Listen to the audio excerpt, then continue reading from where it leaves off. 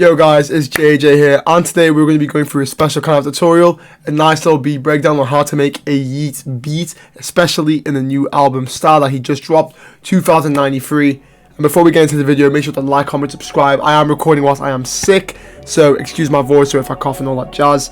And this video is going to be a bit longer because I really want to break down the synth patterns, the different VSTs I've used, the different kind of like melody structures, just breaking down the whole kind of vibe we want to get for a good Yeat song, especially on this album, because I really feel like he's progressed a lot. And yeah, so with all that being said, let's just start the video.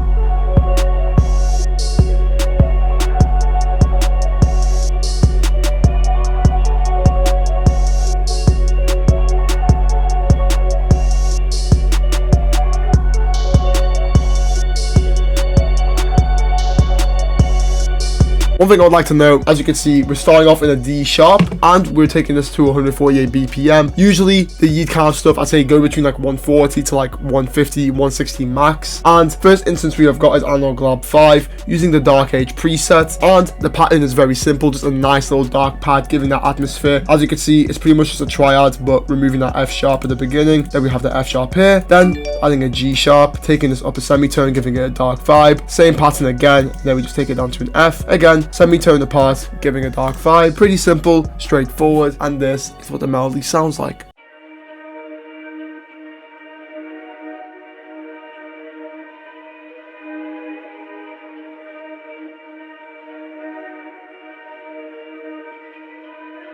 With the effects, it was pretty simple. An EQ cutting off some lows and some frequencies I didn't like. And next up, an instant to free chorus. As you can hear, gave it a few more voices, adds a bit of a nice little texture to it. And then a fair bit of a half vintage drip just to drown it out, make it very ambient and give it that Yeat feel. As I said as well, I am using stereo separation, around 30%, just really widen this out within the headphones. As for the next sound, I am using an instance of Analog Lab 5 again, but the preset is this Gardner at Night V2. It's a really dope, nice, gritty kind of like growler bass, and I love it. Really good for these kind of beats. And as you can see, we've got ourselves like a nice little cascading pattern going all the way down, and same applies to these nice little notes over here. Again, a semitone apart, giving you that dark feel, and this is what it sounds like.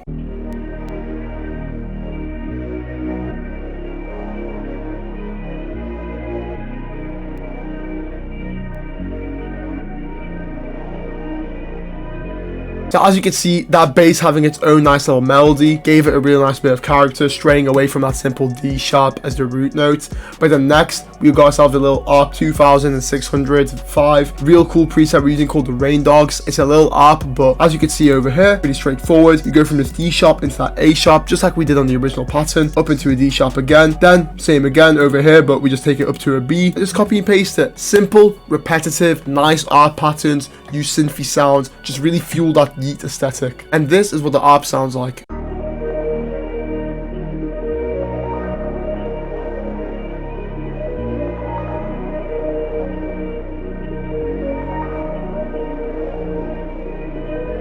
The ARP added an amazing texture to the whole sound, and as you can see for the effects, simple EQ again cutting some lows, a bit of shaper box to add a bit more movement to the sample, and then a heavy amount of a hollow vintage verb, as you can see, really just drowning it out, giving that nice Yeat, ambient, dark, futuristic vibe. And then I stereo separated the sound around 50% because I really wanted it wider within the headphones. As I said, we want to give like this grand, open, futuristic vibe, and I really think that's what we want. Now we have got ourselves a little June 6.5 using this Thrill Seeker preset. If I'm not mistaken, it's a key pattern, one of the key presets I believe. But this pattern is very simple again. We're just adding a nice little counter melody to the top, bringing that environment in, and as you can see again, D sharp, back down, then making use of these notes as semitone apart, just using the same notes, giving it a nice little vibe, different octaves to spread the frequencies out. It's so simple and straightforward, but honestly just requires a bit of creativity, and this is what it sounds like.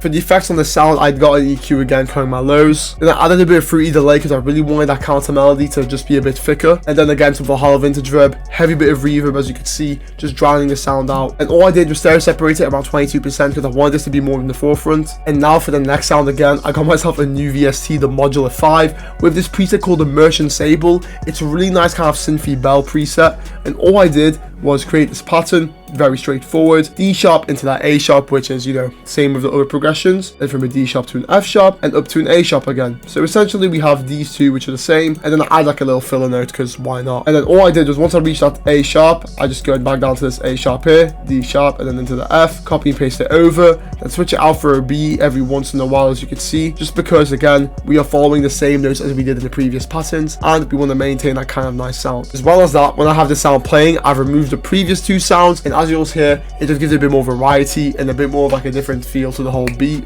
as it all plays out. And before I play this part, just note I have taken out the other two previous melodies, just because throughout the beat and throughout your sample, you want to have that variation that Yeat's album provides, and this is exactly what I'm trying to do here. And this is what this nice little bell sounds like.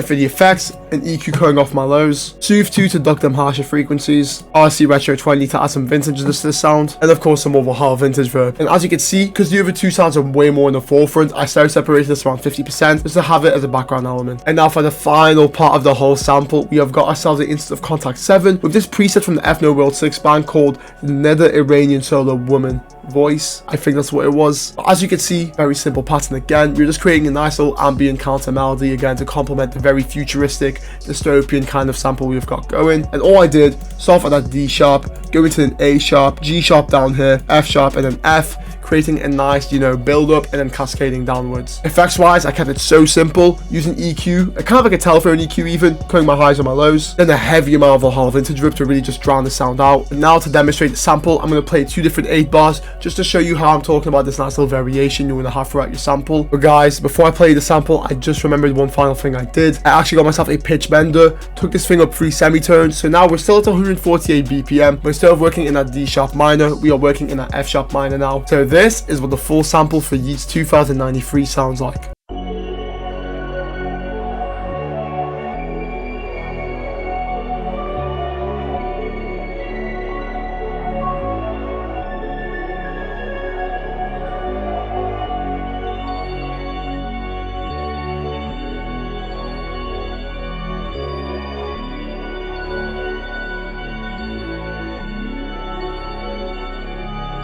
And there we have it guys, but now it's time to move into the drums. And just remember, all these drum sounds are from my free drum kit, the Essential Kit. Link will be in the description. Go grab it in my Instagram. And now let me walk you all through it. First thing I did, get myself a nice little bouncy snare pattern, because of course Yeat needs to have a nice hitting snare. So got ourselves this cool little pattern, pretty straightforward, but I add this note and this note here for a bit of variation. And then at the end of the H bar, one more note over here to add that extra little bit of bounce. And then for the hi-hats, I actually kept it so simple, just a simple 2-step, because honestly, the melody's already doing a lot of work. You don't want to make the drums too crazy at this point. Just keep it straightforward. Don't listen to these other YouTube tutorials where they're like, oh, you gotta go crazy on everything, because realistically, how's the rapper gonna rap? Especially with Yeat in these crazy vocals, you need space. So this is what the hi-hat and the snare sound like.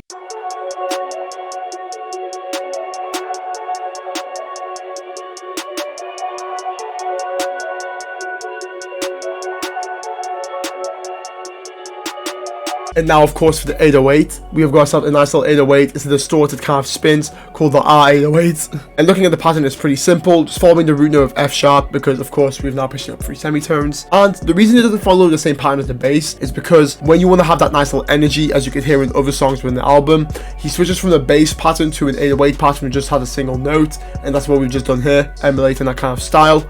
And for the kick, same pattern as you can see, and same note, just to maintain that hard-hitting vibe. So without further ado, this is what the kick and the 808 sound like.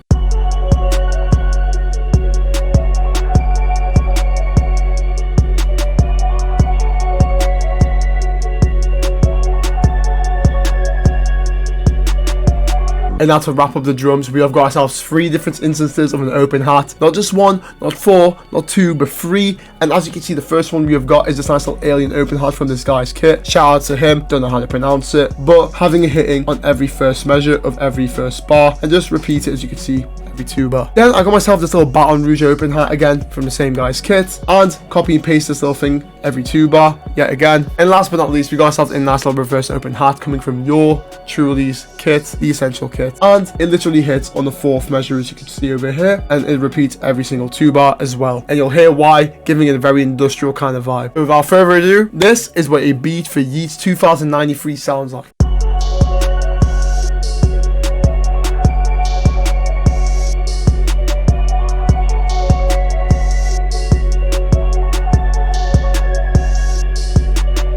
And there we have it, a full tutorial on how to make a nice beat for Yeat's 2093. And who knows, maybe this weekend you'll catch me making one from scratch, just to give it a little different perspective. But with all that being said, thanks for watching. Make sure to like, comment, subscribe. 50 subs away from 2K, and I'll catch you in the next one. Peace.